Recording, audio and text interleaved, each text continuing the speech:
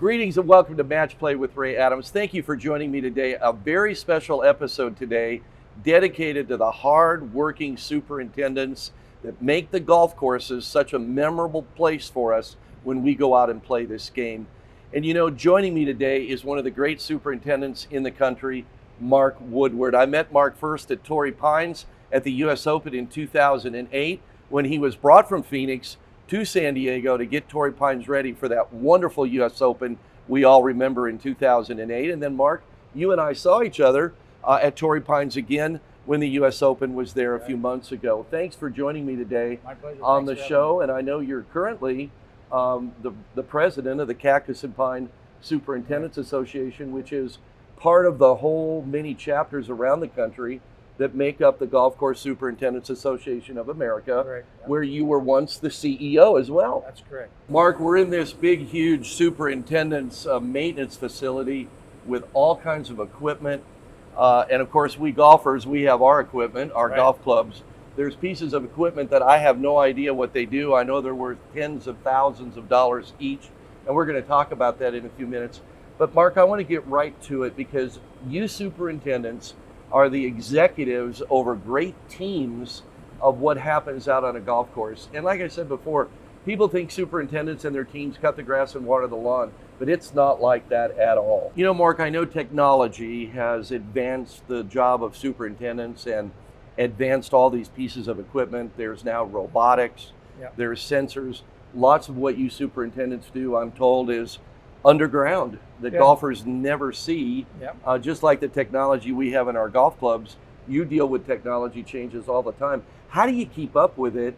And tell me a little bit more about what maybe 50% of a superintendent's job is. It's not even out on the course. Yeah, you're exactly right. There's a lot of things that are done that people don't see, and they're not even anything to do. They don't have anything to do with agronomy, which is the management of turf out there.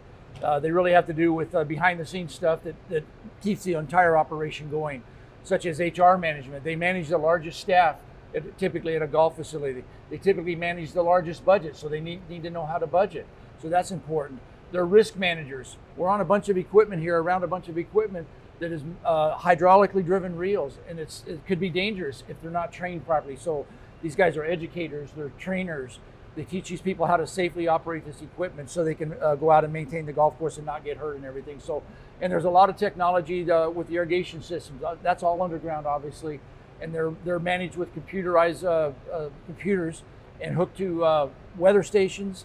And we manage water through evapotranspiration, which means we only put enough water down on the grass that's evaporated and transpired during the day. So a lot of technology that people don't understand, they don't realize happens behind the scenes. And like you said earlier, it's not just about mowing grass. It's probably 50% of the superintendent's time is spent on things other than growing grass. Well, and you manage millions of dollars of budgets as well. Exactly, yeah. The budgets are large, and they have to be in some cases, depending on the level of maintenance and the expectations of the membership.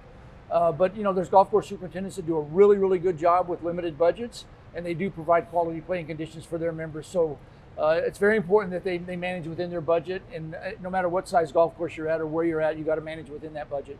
All right, how does a typical day for a superintendent start? We said you're up at dark 30, the team is there, getting ready. How do you prepare your team? What's the first thing you do? The first thing you do is, it generally starts the day before when the superintendent and his assistants get together and they have a meeting and they plan the next day.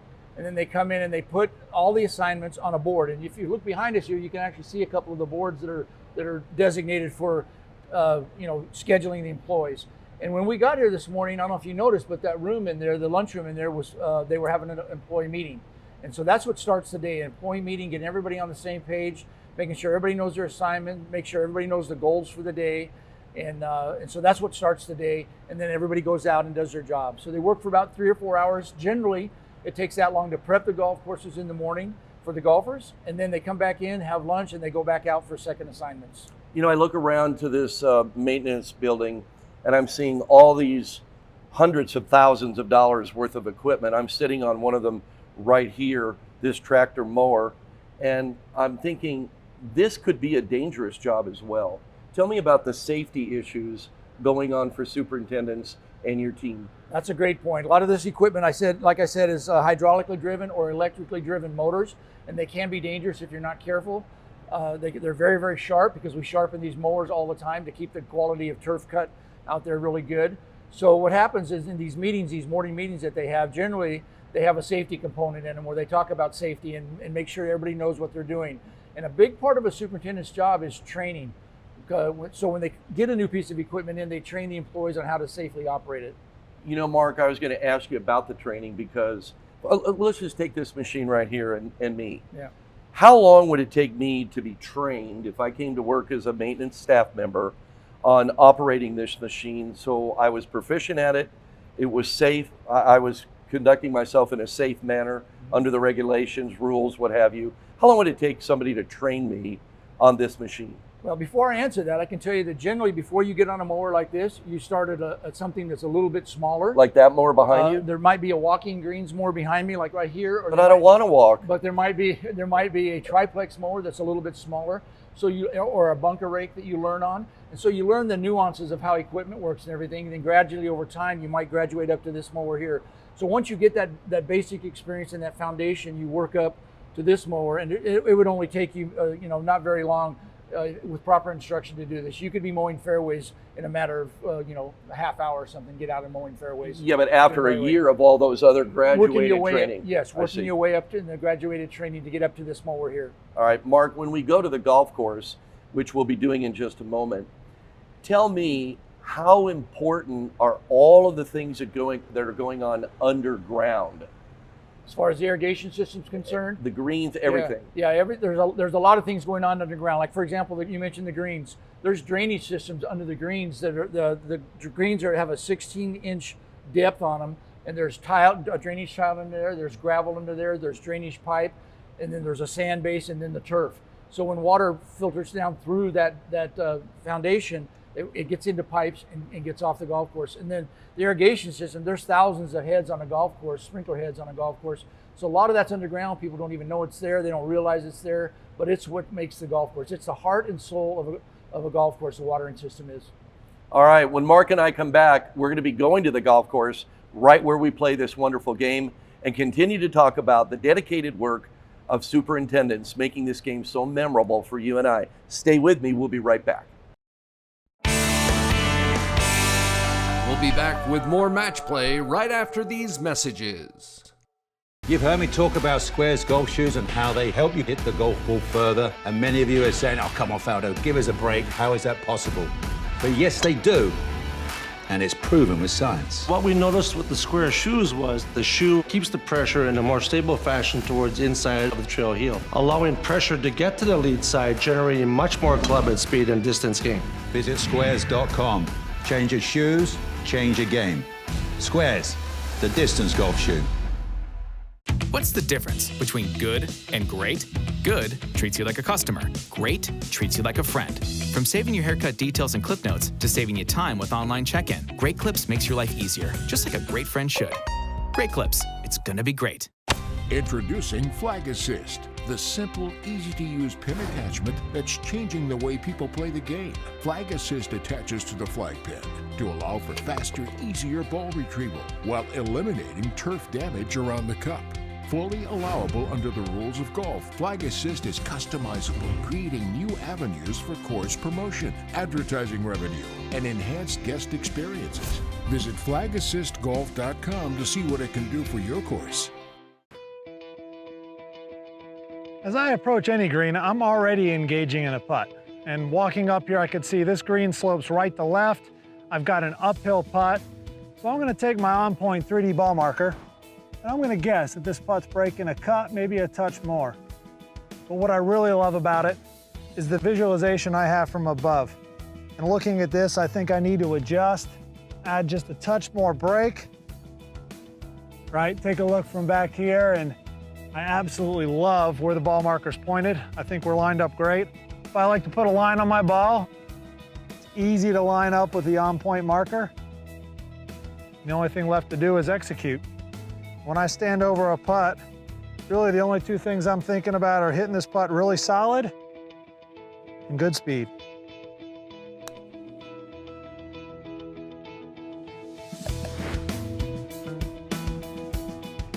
Feel the need for the right speed. Talk to me, gooseneck. Looks dangerous. Lock it in, baby. Lock it in. Never leave your wingman. Never, ever leave your wingman. Every player needs a wingman. Is that Bernhard? Oh, great, Langer.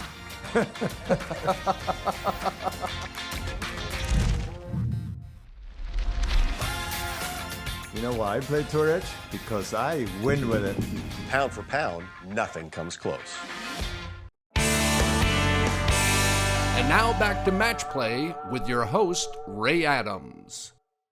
Greetings and welcome back to the show. Mark Woodward and I are here on the 18th tee box at Legacy Golf Resort here in Phoenix, Arizona. Mark, this is where the game begins. A tee box, and 18 times, by the way. Tell me some of the unique issues with tee boxes and maybe something about them that golfers don't think about when they tee it up. Yeah, the key to a good tee box is one that's level, actually, where you can get a good footing when you're getting ready to hit your shot. So that's the number one thing with tee boxes. But over time, they're top dressed and fertilized and verticut, just like any other area on the golf course is. But over time, they slough off a little bit, and the edges start to drop off, and the centers get a little crowned. So it's the superintendent's responsibility to come in and make sure that it stays level, this turf stays tight and firm and everything, so the golfers can get a good stand to start each hole. With, like you said, it's the starting point of each golf hole on the golf course. Anything about the water here that's different than the fairways and the greens? No, it's pretty much the same, and they have sprinkler heads all around this whole each tee pod. And most golf courses nowadays have multiple tee pods based on the ability of the golfers. They can play a particular tee, That's right. A forward tee if they're not a long hitter, or they can play a championship tee in the back or anywhere in between. So most golf courses have multiple teeing opportunities nowadays. Make sure you replace your divots on these tee boxes, and that'll keep them level and beautiful and make it easier for you to tee up the ball and get it in the air. Mark, let's go for a walk up the fairway so you can tell us some more about what a superintendent does out here to keep this golf course the way it is. Come on and join us, folks. But tell me from a superintendent standpoint about fairways, how they differ, and what are the important things that you're concerned about when you're doing fairway maintenance? Now, fairways are obviously where everybody wants to be, like you said, when they hit their tee shot on the short grass. They require quite a bit of maintenance. They're mowed at least 3 days a week. Most golfers don't understand the frequency of mowing. These fairways here are probably cut down to 400 thousandths of an inch or at 500 thousandths, which is a half inch basically. Here in Arizona, we have to remove this grass here in about another month and get it ready for overseeding for the winter season. So we will interseed this with ryegrass seed here coming up here in about the 1st of October. And that's what gives us those beautiful velvet fairways that we see as we're driving by these courses. And that pretty much occurs really regionally in the desert Southwest because of the arid temperatures and those conditions. Well, and this grass here, this Bermuda grass, goes dormant during the winter time, so we have to put the winter ryegrass seed so we have green surfaces for the golfers to play on. Yeah. All right, Mark, here we are at the green. This is where every golfer wants to be in the fewest shots, and of course, getting a ball into the cup at the flagstick. We'll talk about that in a minute again as well, but water. Water seems to be the all-important thing to a superintendent, and I know for years they've been talking about the sustainability of golf courses and the limited resource that is water. Right. Is it the bane of a superintendent's existence? Is it a problem for you, or how do you manage the water issue? Well, management of water is the number one issue in golf right now, literally, and we're working very closely with the state regulatory agencies on that. We have an Arizona Alliance for Golf that all the allied associations fall under, and we're working with the Department of Water Resources here in the state about water.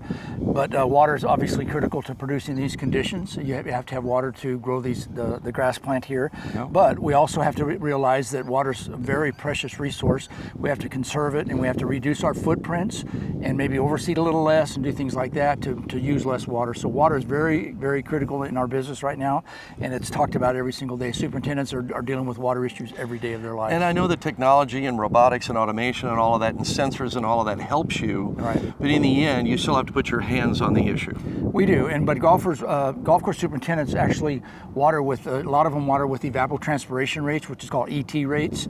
And that actually is the amount of water that is evaporated and transpires from the turf every day, and we supply and replenish that amount of water that's lost due to the evapotranspiration. So we're not overwatering, and we try not to underwater because it would affect the quality of the turf, but the main thing is water just the right amount so the players can have a firm, fast surface to play on. And we've certainly seen greens in major championships over the years have problems with water, drying out, becoming crispy, and maybe even losing greens water so important right here at it's this very spot? important. It's very important. The greens are really critical and everything, but it's important throughout the whole entire golf facility. All right, Mark, let's get to cutting a hole in the golf. Our superintendents and their team do the hole placements every single morning early. It's very critical. Golfers want that ball in the hole, and I want you to help me cut a golf hole right now. Show me how we do that. Okay, let's do it. First thing they do here when they're selecting a hole location is find an area that's flat and it's got good turf around it and for several feet in all directions. So go ahead, cut the hole there. And this first swath right here is important because it makes sure there's a nice clean edge that's straight up and down, vertically straight up and down. And he's going to push down as hard as he can all the way down and kind of bury that thing down as far as he can get it. And then he'll pull it out slowly. And you'll see there's the new hole, and you can see the defined edge around it. It's wow, perfect. Beautiful. So then they'll come in and they'll kind of clean out the bottom a little bit so the bottom of the cup doesn't fill up with sand. And then they'll put the cup in it and set the cup. They have a thing that's actually called a cup setter, and they set it right on there, and he'll slowly push down on that so that cup setter is flush with the turf. So that way everything's level. There's no raised up areas around the cup. It's all flat. So the ball will go right in the hole then. And then the last step in the process on this part of it is he'll put that little ring around it, and then he'll spray what they call hole in white, and it'll define the edge of the cup of the hole location there. So when you're far away putting and you actually see the white cup and you can see where the cup is from a distance. So he'll make sure that that's perfect, and that ring keeps it from getting on the turf. He'll lift it up and you don't see anything on the turf, and there he goes. He's ready to go. And then just a matter of inserting the flag stick and going from there. All right, Mark, we took a plug of sand and grass out of the green to make that hole for the day. What do we do with it now? Well, they bring the plug over now that's in the cup cutters, as you can see as he walks up here. They'll take that old cup out now. Is that already out there? No, he'll pull the cup, and then we've got an empty hole there we're going to fill with this plug. Now this is critical, and I'll tell you why. When he gets the cup setter down in there, you'll see that getting it level and getting that plug completely level with the surface of the green is critical. If he's too low, it's going to be a real bad green spot. If he's too high, the mowers will scalp it off and you'll have a round scalp area. Yeah. So he has to get it perfectly level. He did a really good job there. That looks like it's going to be good. He'll take the ice pick there and he'll knit that in so that it all kind of joins together, and then kind of gets the roots kind of pushed over to the plug there. Kind of setting it in there really nice. Vice versa, going back the other direction, so they all kind of marry up together there.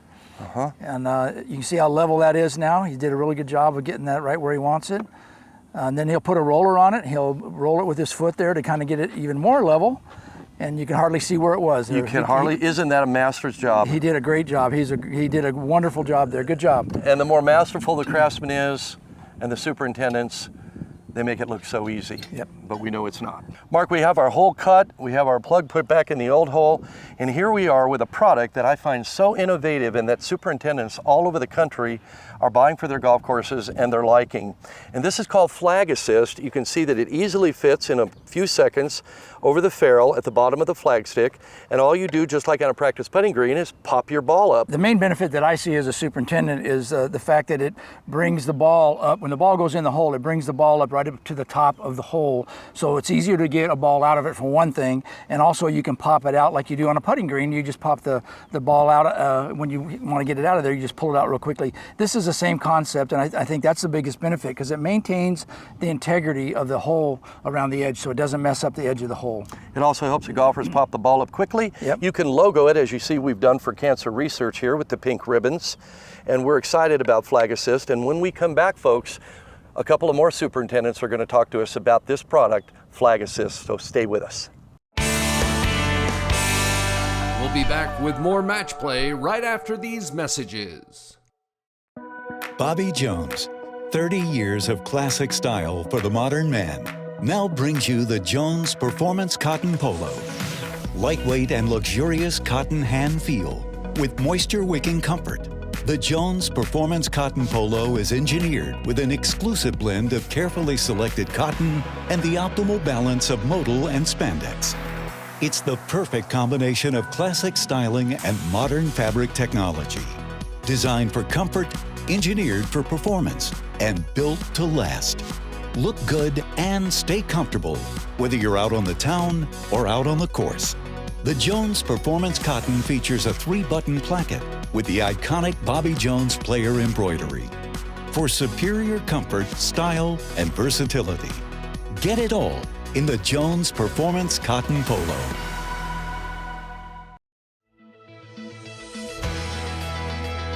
I think it's important to start your day by getting your energy flowing and your body ready. That's great, but some days I need more. If you want to be great at something, it takes hard work and focus. Other times, I want more. There's nothing better than finding time to slow down for a meal with family and friends. Is there a chance of even more? It's absolutely amazing when you can sit around a fire to finish off the day. I'm so glad I found a place for all my mores. Quality products at a fair price.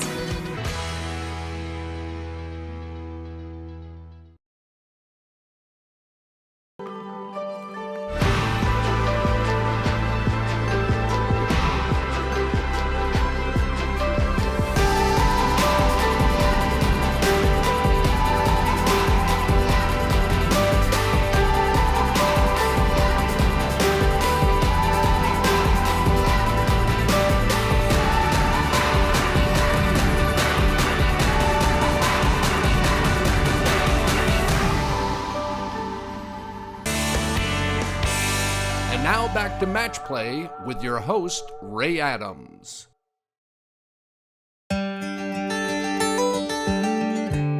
My name is Russell Van Day. I'm the superintendent here of the golf course. The Oregon Golf Club is kind of a unique course, a young country club, only 30 years old. It was designed by famous local PGA golfer, Peter Jacobson. It is a very challenging place to maintain. Not only its size, but also the slopes, so safety is always a big issue with the staff. And the staff size in the summer is quite large because it is a lot of acreage. So we have 20 to 23 guys every summer. A lot of grass to mow, a lot of things to maintain on a golf course. And with all the players out there starting very early ahead of them is always the key. So we start at 5 o'clock in the morning, meet at our maintenance shop. Everybody gathers for a morning meeting. The plan for the day is laid out. Who's mowing where, who's taking care of what, who's changing cups, who's raking bunkers. Everybody can agree that the putting greens are the most important part of the golf course. That's where the ultimate goal is of getting your ball into the hole, and putting green being smooth and having good pace is the fun part of the game, the most important part of the game. Tried to keep great greens here, and I think we've done that, so very proud of that. We started using the flag assist, and people started falling in love with it pretty quickly. It's a receiver disc or receiver cup that's placed on the bottom of the flagpole. It sets down in the cup. It has become kind of a very interesting tool that the members really like. They're finding they don't have to bend down so much. And then from the maintenance side, we started to see after we started using flag assist that we weren't seeing as much damage on the edges of the cup, probably from people not sticking their hands all the way to the bottom or taking the flag stick and having to take it in and out all the time. And the flag is staying steady, and if the wind is blowing, it's not rocking it around. And it's allowed us actually to not have to move the cups to new locations quite as often. Maybe it's a slower day. We don't feel like we have to do that extra work. So we've gained some efforts there. So that's been kind of nice. The uniqueness of this place is it's a very big and spacious golf course. It's over 200 acres, a lot of room to play golf, very spacious fairways. But on the other end, it's a hilly property. So a lot of unlevel lies, a lot of ups and downs, so very unique place, different than a lot of other country clubs in town. So my name's Sean Houlihan. I'm the golf course superintendent / chief operating officer / general manager. We're really a boutique resort, so we are only doing maybe 40 to 50 rounds a day on our golf courses. So the biggest thing we offer is the Craddock and Hankins reversible golf courses. There's only 2 other real 18-plus hole reversible golf courses. One of them is called the Loop in Michigan, and the other St. Andrews over in Scotland. The Craddock course and the Hankins course, even though they share the same footprint as a golf course, they play radically different. So that's something that people really won't get a chance to experience, maybe nowhere else. So it's interesting for me as a golf course superintendent, this working and living in the rural Eastern Oregon, frontier Oregon, it's really largely like the frontier that the original settlers, the pioneers who came west, what they saw when they came through the Oregon Trail and they got to these locations hasn't changed much. Our stated goals of having a sustainable property, everything we do has to be good for not only the ranch, it has to be good for our customers, has to be good for our wildlife, our livestock, and our employees. For instance, our rough and our areas around the golf courses, they're all browsed by our goats in the summertime. So the goat herders will be all around the outside edges of this. All my thistle problems, all my broadleaves, they're all taken care of by the goats. It means that we're not rolling a tractor out there, filling it up with fuel and mowing fairways 3 times a week. Then the neat thing too is goat caddies. We have goats that actually strap on a bag and go out and caddy for our golfers. You don't get trained in that as a golf course superintendent. You get trained in manicuring your lawns and manicuring the property. And out here, we're chasing perfection for playability. That's all we look at. So we want it to play well. We don't want them hitting off of dirt. We want them hitting off of grass. We don't care what color that grass is.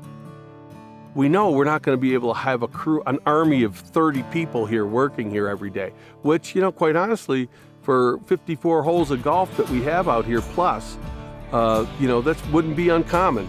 But instead, we're managing it with anywhere from 10 to 12 people. And one of the things that's helped us a lot has been this new product, Flag Assist, that came out to help people from fishing their golf ball out with their hand. Instead, they just have to lift the flag and they can pull their ball out, and it actually saves their backs, but it saves our cups. So we don't have to move the hole as often because it's not getting tore up because people aren't sticking their hand right in the hole all the time.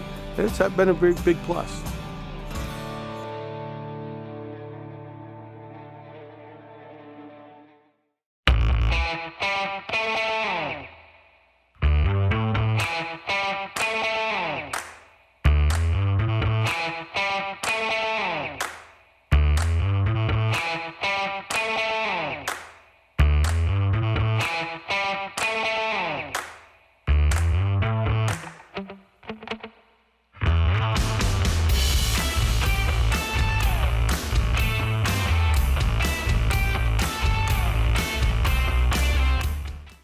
Huh, Ridgeback. Ridgeback? That's pretty cool. So it's a brace for the face? Ridgeback, like the dog. I'm really a cat guy. So what is it? The best feeling and longest metalwoods you'll ever hit. Was that Bernhard? Oh, great, Langer.